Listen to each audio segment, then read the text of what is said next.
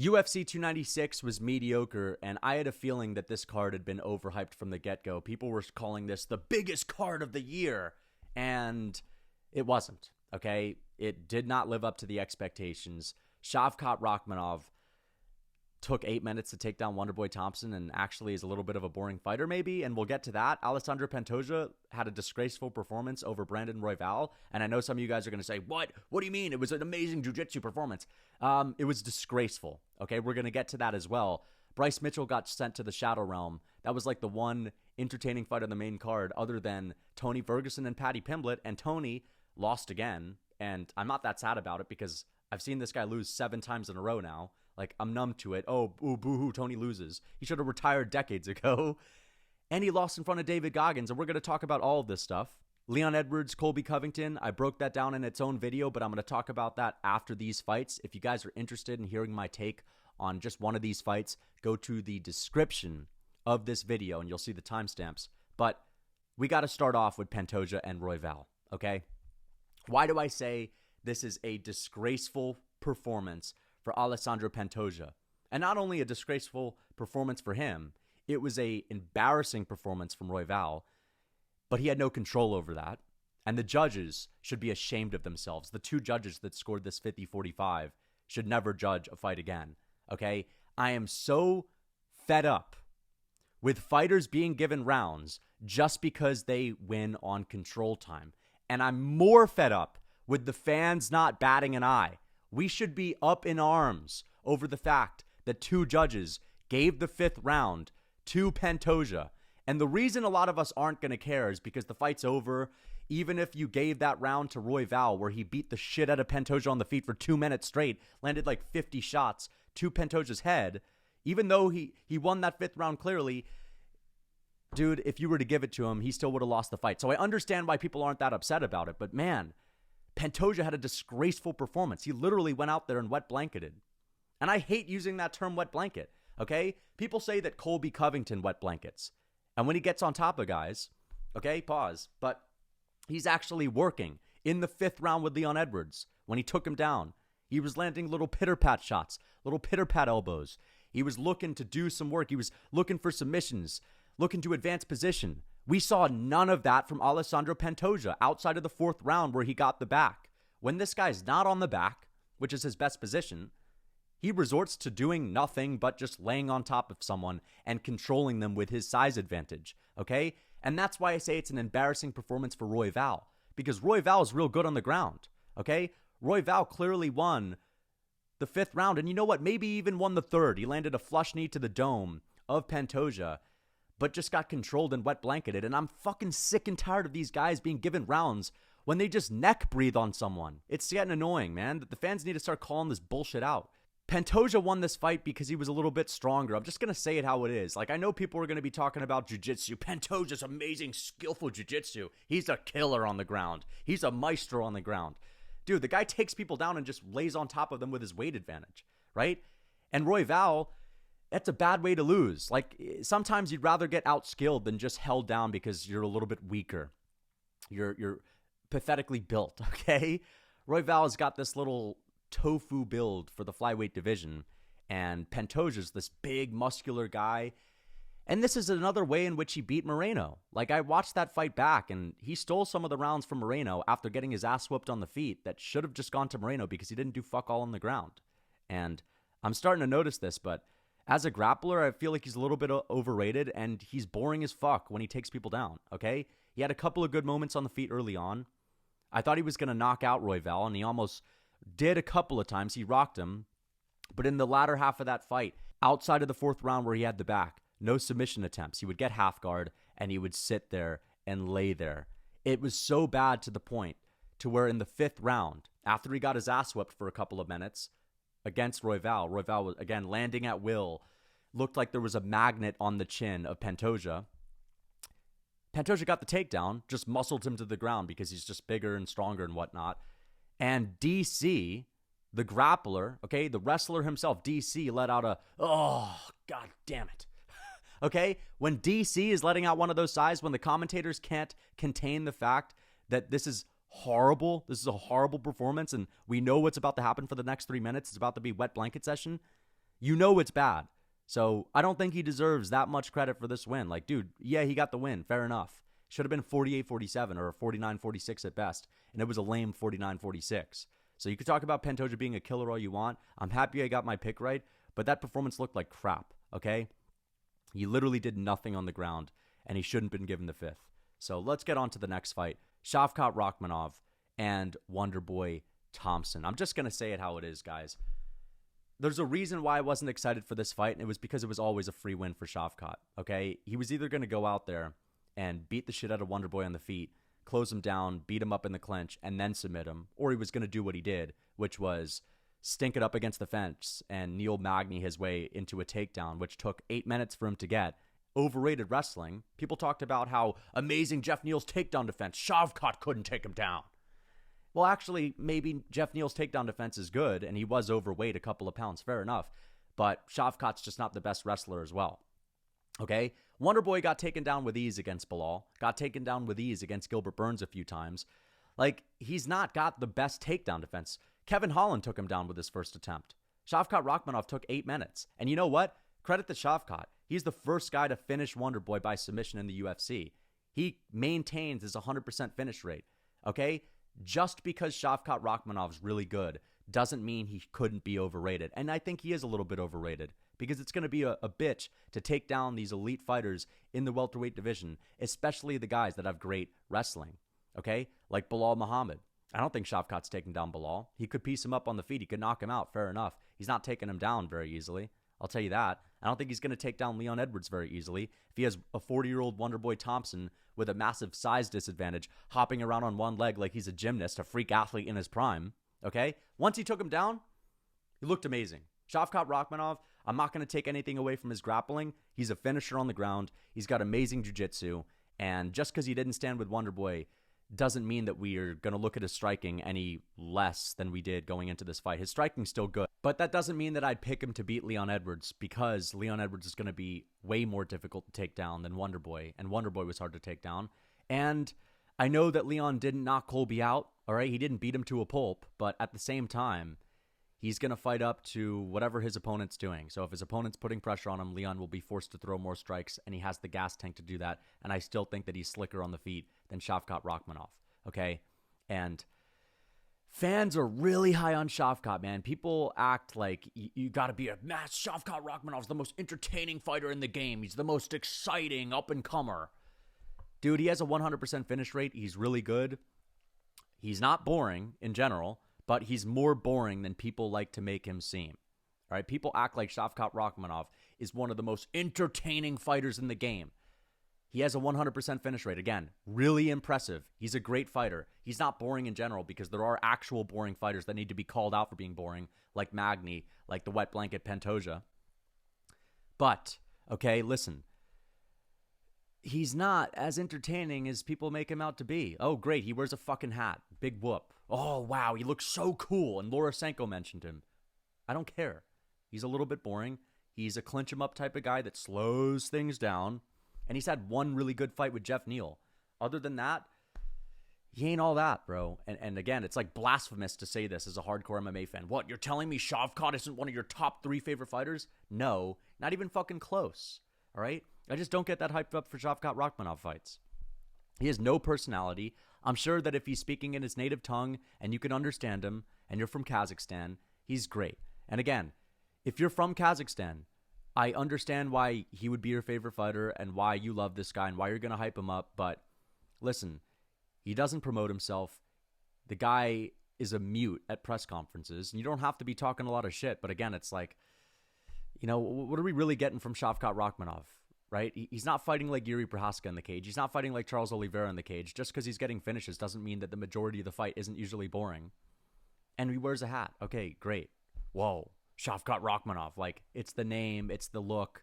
That's a big part of it too. But for whatever reason, I'm just not that big of a fan of him. And I think that people overrate him based on how entertaining he is as a whole. Right? I'm not just talking about the fight style. Because he has a somewhat entertaining fight style, but it's still a lot more boring than the entertaining fighters in the UFC that bring it every single time. Tony Ferguson versus Paddy Pimblett. Man, I was laughing my ass off. I know people are going to be upset about Tony Ferguson losing and, oh, I can't take another Tony loss. It's just killing my soul, man. Bro, I've seen this guy lose 6 times in a row before last night, okay? The Michael Chandler fight was the heartbreaking loss. The Justin Gaethje fight was the heartbreaking loss. Seeing him lose to Paddy Pimblett when he's on a 6-fight losing skid and he's 40 years old and he overtrained with David Goggins and ruined his chances furthermore from winning this fight, I'm not surprised. And no, I'm not going to act like, oh, this is a heartbreaking moment just to fit in with all the other fans. I don't give a fuck, okay? The UFC should not have this guy fighting. If it were up to me, I'd say, Tony, no more fights. You've taken too much damage. It's time to hang him up. You're not going to fight in our promotion, and we're not going to promote you because we don't want to see you lose time and time again just so that we can profit off of your name because you've got a couple extra bits of toothpaste left to squeeze out of the bottle, extra bits of hype to squeeze left out of your name before you're completely irrelevant. I don't think that's right. I think the UFC is wrong for allowing this guy to fight. But if he does fight, okay, you think I give a fuck about him losing at this point? He's going to lose every fight from now on. All right? Paddy Pimblett looked like Khabib on top of Tony. And you know what, Paddy Pimblett? Yeah, maybe he should have finished him. I picked him to win by decision. He didn't get the... I picked him to win by submission. He didn't get the submission. Fair enough. But he still beat Tony's ass and dropped him on the feet. He still whooped Tony's ass on the ground in the second round in front of David Goggins, which had me laughing my ass off because David Goggins had the opportunity to give Tony Ferguson a motivational speech in between rounds, and he's just saying, get your head together, Tony. And then you had Tony's coaches that were offering him technical advice. Tony, man, when he's in range, you're going to get hit. You got to be a little bit more careful. No. All right? There's no advice you can give Tony Ferguson so that he can win a round other than just cross your fingers and say your prayers at this point. Tony Ferguson is so unbelievably slow. He's so washed up. No technique is going to save this man at this point. All right? No amount of mental toughness and mental hardening and callousing the mind is going to help Tony Ferguson. And I just thought it was hilarious thinking about the fact that Tony's probably going to fire David Goggins backstage after the fight, man. Because we know that he always switches up his team. And I was thinking, who's he going to come back with next week? Because you already know Tony's going to come back for the next fight week being cockier than he's ever been. Every single fight week after Tony loses, the worse he gets embarrassed, the worse he gets beaten up, the more confident he becomes in his next fight build-up. And the more radical his team becomes. So next time he's going to be rolling in with Jocko Willink, I guess, or maybe someone like The Rock. I just needed to get The Rock on my corner. Things just weren't right. I have to change things up, man. I'm still going to kick these motherfuckers' asses. I'm back. All right? He's not back, okay? He shouldn't be fighting in general. It's not that sad to see him lose because you should have expected him to lose. And I've seen him lose 6 times in a row, okay? I'm kind of used to it at this point.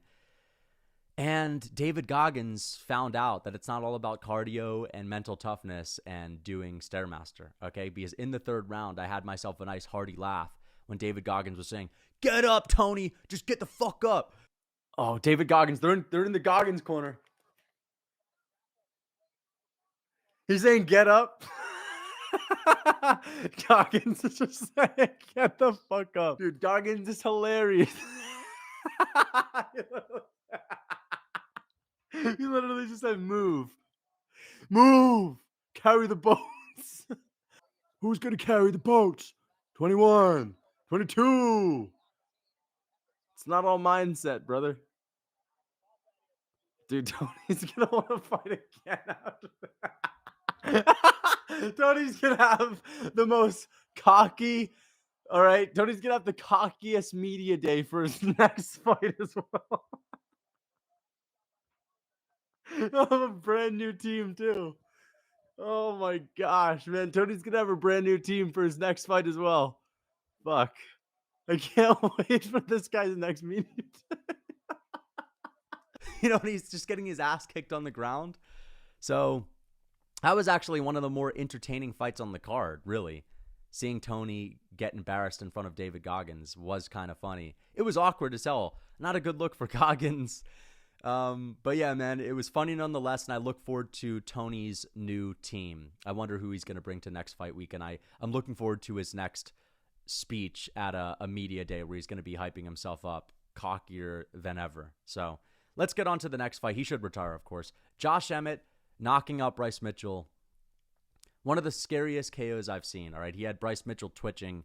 He hit him with a big meaty hook. I picked Bryce Mitchell to win this fight. This is the only fight I got wrong on the main card. It was really tough to watch this KO because of how hopeful for the future Bryce Mitchell is. If you hear this guy talk in interviews, he's so hopeful for the future, man. He's got a great mentality. He believes in himself. He's been saying that, the Ilya loss was one thing. That was the worst performance I could have ever had. I just wasn't feeling myself. I was sick. And Ilya Topuria is an elite guy. Losing to someone that's that elite that could go on to become a multiple-time champion in the UFC is one thing. Emmett's a tough fight, but I should be able to beat him. Emmett's coming off of 2 losses, right? And to see Josh Emmett rain down with a big, gnarly, meaty overhand, right? The gyno gladiator himself. Let's just bring that up. No one calls out Josh Emmett for his gyno. He has some of the worst gyno I've ever seen, and that is kind of a telltale sign of being on something. If you also just pair that with the fact that, number one, he's sending people to the Shadow Realm, which doesn't mean he's on the sauce. I'm just saying, combine all of these together. Sending people to the Shadow Realm, again, doesn't mean that he's on the sauce just because he's knocking people out. Looks the way he looks, literally built like a shredded orc on Tren, a goblin on Tren, okay? And he has gyno that's off the charts, all right? It's also a little bit tougher to watch because you know that if anyone is natty in the UFC, I usually don't like getting into these conversations of who's natty or who's not because they may all be on the sauce or at least 90% of them may be on something. And it would just ruin the sport to kind of think about that all the time. Oh, this guy's probably taking something. This guy's probably taking something. If there is anyone that's natty in the UFC, it's probably Bryce Mitchell, who has the build that he has. He's not a big 45er. He's not shredded on the scales. I know he's 5'10" and he's kind of tall compared to some of the 45ers that are stockier, but he looks puny and scrawny compared to them. And I really do think that he could just lift more weights and have a harder weight cut or drop down to 135 and maybe he'd have a size advantage and that can help him win the belt down there, which I still don't think he would win because there's also a lot of skill advantage that those guys would have over him on the feet. But still, if there's anyone that's natty and if there's anyone that's sauced, it's probably Bryce Mitchell and Josh Emmett. And that added to the fact that this KO was a little bit nastier than most people would think at first. You know what I mean? It was like just a sauced up gyno gladiator, big meaty hook raining down on the hopeful, young buck Bryce Mitchell, who's got so much hope for himself. And his career is probably screwed. Like, if you're not beating Josh Emmett, the guy that I still think has been a fraud the entire time, fair enough, he got a KO. Cool. So Josh Emmett landed a flush shot, and now all of a sudden he's not a fraud? No, he's not a fraud anymore. He landed a flush shot on the chin of someone. Oh, okay, so everything that I said about him is wrong? He's the big meaty hooks guy and the overhand guy that has power. Shout out to Josh Emmett. Beautiful win. You've got to be happy for him because he's lost 2 times this year. Fair enough. But still, Josh Emmett, I think, would lose more fights than Bryce Mitchell in the top 10 of the 145-pound weight division. I really do think he would lose more fights than Bryce Mitchell. And he's arguably lost his last 4 fights. He lost against Ige. He robbed Calvin Kattar. He got destroyed by Topuria and Yair Rodriguez.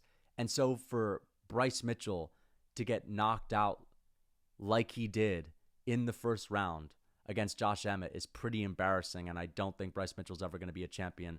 A lot of people didn't think he was going to become a champion, but it's a rough look for him. It is a rough look for him. Yeah, insanely good KO, though. That was one of the best KOs I've seen in a long time. A gnarly one, nasty, hard to watch, but I do have to give Emmett credit. That is one of the cleanest knockouts I've ever seen, okay? So let's get on to some of the other fights. Colby Covington and Leon Edwards. We'll talk about the prelims after this. Yeah, man, Colby just got outskilled. He got shut down, and he wasn't good enough to graze the chin of Leon Edwards and didn't know how to act in front of Leon Edwards that was taking control of the center of the octagon, that wouldn't accept being put up against the cage. And we saw Colby Covington have no answers for it. And also, there was a part of that where he was just a little bit scared to engage early on because of the ring rust. And I'm sure that Leon Edwards is a more imposing guy to stand in front of compared to the old men that Colby's used to beating. And credit to Colby, he's had a couple wars with Usman, who's also pretty imposing.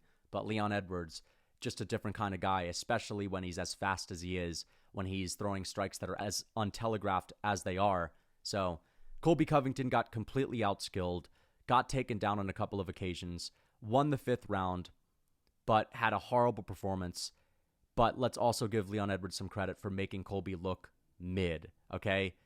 And Leon Edwards, as always, is only going to throw as much output as his opponent forces him to throw. He's not going to take the fight to him. And I just wish that Leon Edwards upped the output just a little bit, man. He was clearly in control of that fight. Colby Covington wasn't getting close to catching any of the kicks. I feel like just a couple of extra front kicks per round, a couple of extra body kicks per round, getting some jabs in there would have been nice, right? It really seemed like he was throwing 8 strikes around, and Colby Covington just had such a hard time finding the chin that it was enough for Leon Edwards to get the win. His takedown defense held up.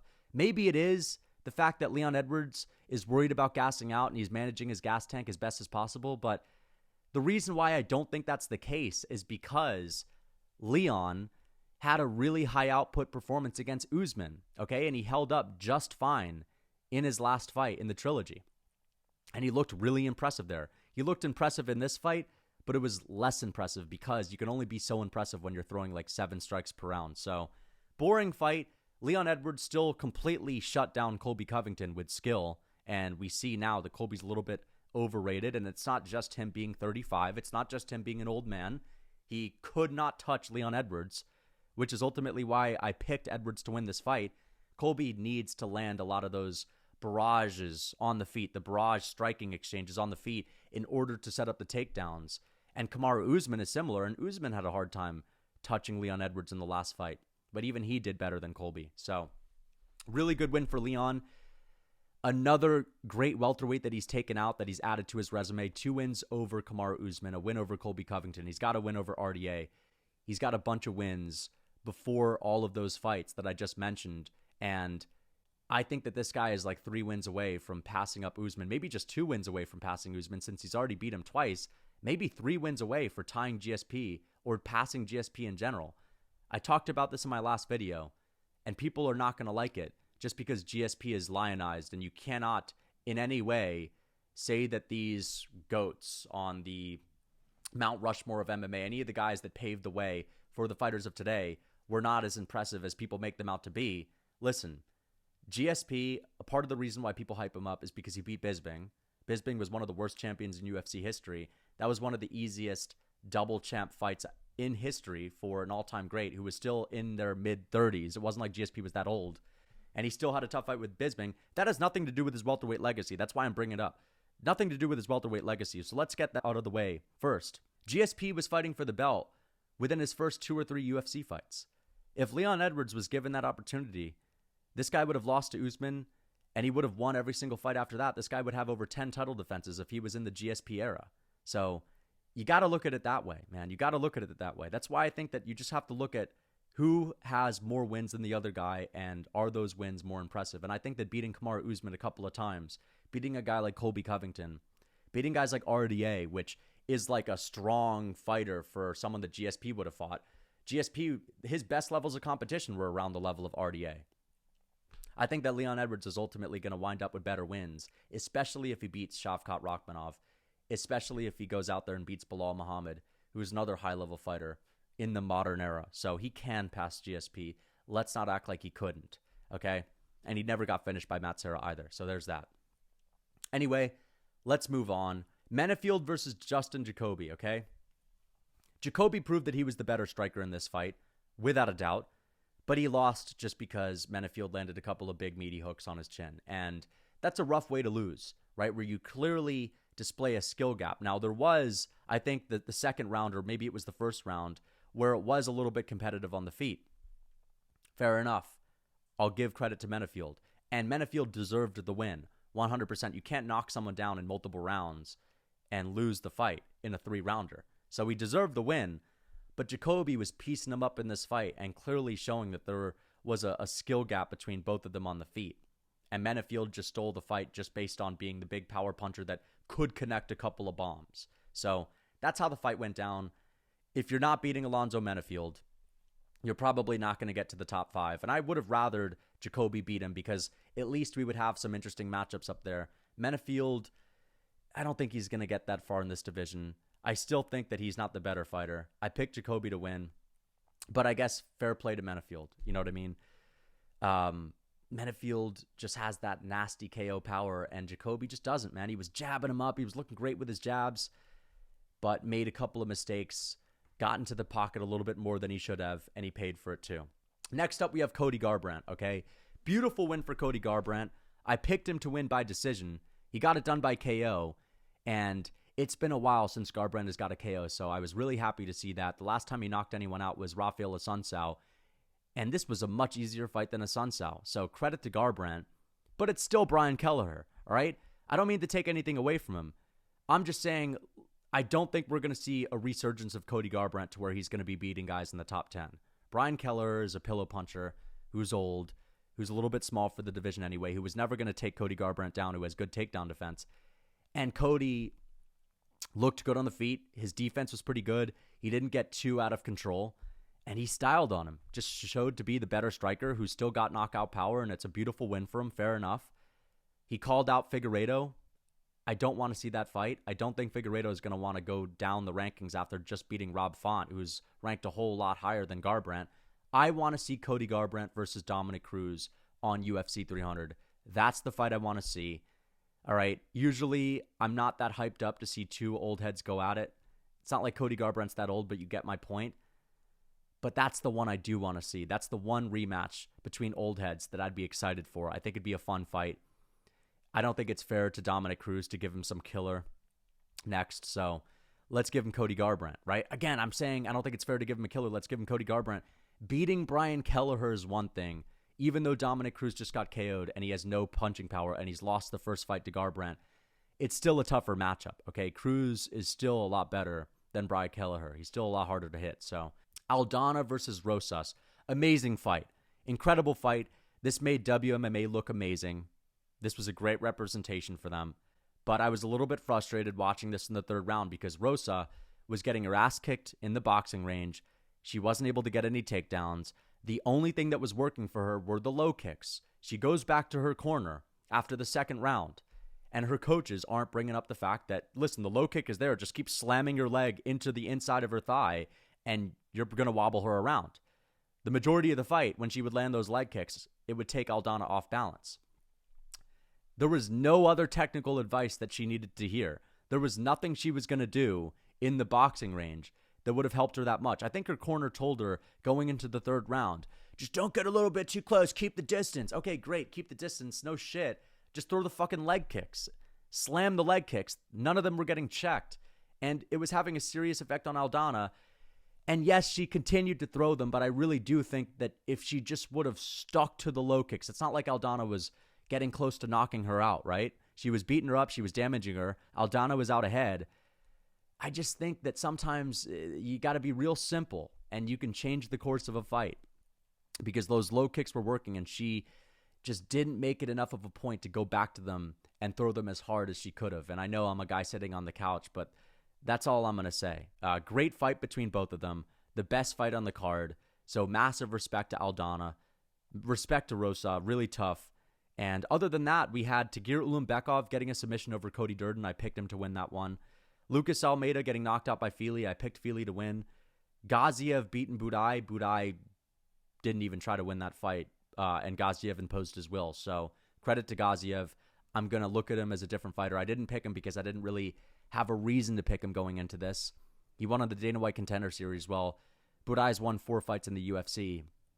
Undefeated in the UFC. And even though he's not that great, I kind of just had to go with him this time because I need to see a little bit from Gaziev, and he showed me the little bit that I needed to see. So the card overall, not good. The prelims were actually better than the main card. It was a little bit better than the main card outside of the Tony Ferguson and Pimblett moment where I was laughing my ass off thinking about David Goggins getting fired backstage after all that they had went through, after all the respect Tony was showing him. You already know Tony was going to have a tantrum backstage. And yeah, that was pretty much it, man. Outside of the Mitchell and Emmett KO, there wasn't a lot of hype moments on that main card. And as far as my picks go, let me tally up my picks. I got 1, 2, 3, 4, 5, 6, 7. I got 7 picks right. And I got 1, to 3 wrong. So I went 7-3 on this card. Not bad. Got the main event right, so we're closing out the year on a win. The Lucas Tracy curse seems to have shut down at the end of 2023, and let's see if we can keep that going in 2024, where I will be picking Sean Strickland to beat Dricus du Plessis, and it looks like Strickland's up 1-0 already. So I hope you guys enjoyed the video. Until next time. And also, if you guys are interested in getting into better shape and you want to lose weight, but you don't want to eat boring and mundane bland foods, well, check out my Real Food Cookbook. It allows you to eat comfort foods made with whole and unprocessed ingredients, and you'll be eating tasty, hearty meals. You won't be miserable on your diet, and it'll all be healthy, and it'll help you get rid of inflammation and lose weight too. So I hope you guys enjoyed the video. Check out the description for the Real Food Cookbook. Code MMA for 30% off. Until next time.